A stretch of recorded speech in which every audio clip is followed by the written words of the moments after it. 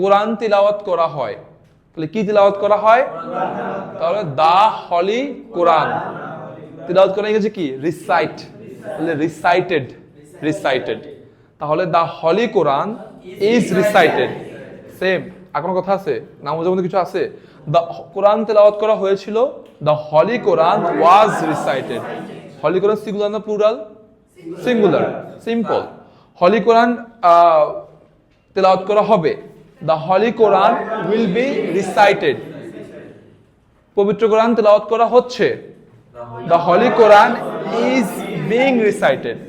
যখন দুইটা অক্সি হচ্ছে তখন এই অবজেক্টটা অক্সিগুলোর মাঝখানে হয়, বুঝছেন? যেমন 3 নাম্বার, কোরআন কি তিলাওয়াত করা হচ্ছে, তখন শুধু বললেন আপনারা is the holy Quran being recited. এই পার্থক্য।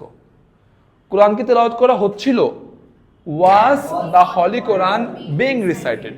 কোরআন কি তিলাওয়াত করা হয়েছে, has the holy Quran been recited. Same process.